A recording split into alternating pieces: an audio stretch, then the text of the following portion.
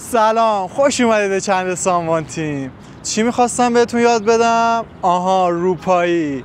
از اونجا که ویدیو آموزش روپایی تو اینستا 600-700 کا ویو خورد، گفتم آموزش روپایی بیام تو یوتیوب هم به شما یاد بدم، چون اینجا میتونم کاملتر بهتون توضیح بدم. خب قبل اینکه بریم سراغ آموزش، مرسی که ویدیو رو میبینید و حمایت کنید، ویدیو رو لایک کنید، چنل رو ساب کنید و بتونم واسهتون آموزش‌های خفن‌تری بذارم.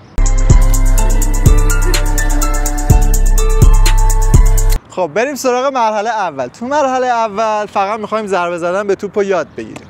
چجوری؟ توپ رو رها میکنیم و یک ضربه به توپ میزنیم. دوباره توپ رو رها میکنیم، یک ضربه به توپ میزنیم. سعی کنید این کار رو با دوتا پاتون انجام بدید. یک، دوباره، یک، دوباره، یک، دوباره. انقدر بزنید تا لمش بیاد دستتون. 1000 بار، 500 بار، 10,000 بار. فقط تکرار کنید. خب تو مرحله بعدی تعداد روپاییمون رو میخوایم ببریم بالا. ولی چجوری؟ اینجوری کن. 1 2 1 2 1 2. توجه داشته باشید موقع زدن روپایی توپ از زانوتون بالا نیاد. خب این مرحله رو واسه شروع حرکت با دوتا پاتون استفاده کنید. یه بار چپ، یه بار راست. کن. 1 2 میگیرید. 1 2 میگیرید. دوباره 1 2. خب حالا واسه این مرحله باید تعداد حرکاتمون رو ببریم بالا. 3 تا، 4 تا، 5 تا، 6 تا. ته نداره، فقط تعداد کافیه ببریم بالا. 1 2 3 4. دوباره 1 2 3 4 5 6. این کار واسه اینه که تعادلتون رو بتونید ببرید بالا. اگه توپ اینور اونور رفت، سعی کنید توپ رو بیارید سمت خودتون که بتونید توپ رو حفظ کنید، نه اینکه توپ کنترل شما رو بر دست داشته باشه و بخواد شما رو هی اینور اونور کنه. شما باید کنترل توپ رو داشته باشید و نگهش دارید سمت خودتون. خب تو مرحله بعدی میخوایم یک بار زمین خوردن رو حذف کنیم و یک قدم رو به جلو برداریم. اینجوری 1 2 1 2 1 2 1 2. توجه داشته باشید تو این مرحله هم با دوتا پاتون شروع کنید. یعنی یک بار با پای راست شروع کنید، یک بار با پای چپ.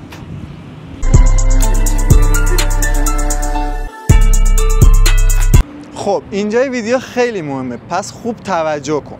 میخوایم ببینیم ضربه رو قراره با کجای پا بزنیم. ضربه دقیقاً با روی پا زده میشه، یعنی جایی که بند کفش شروع میشه تا نوک پا. یه سری ها میگن دقیقاً باید با بالای بند کفش بزنی. این اشتباهه.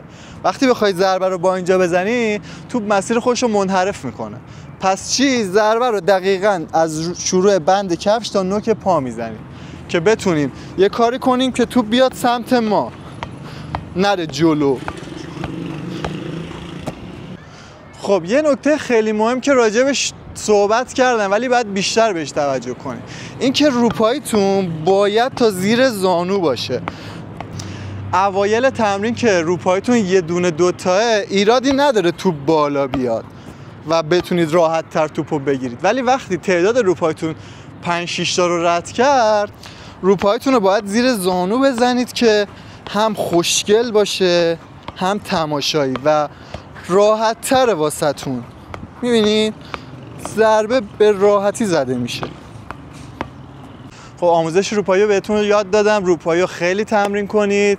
قراره حرکت‌های دیگه بهتون یاد بدم. حرکت بعدی ایتیه و کلی حرکت خفن دیگه. بیسیک همه این حرکات روپاییه.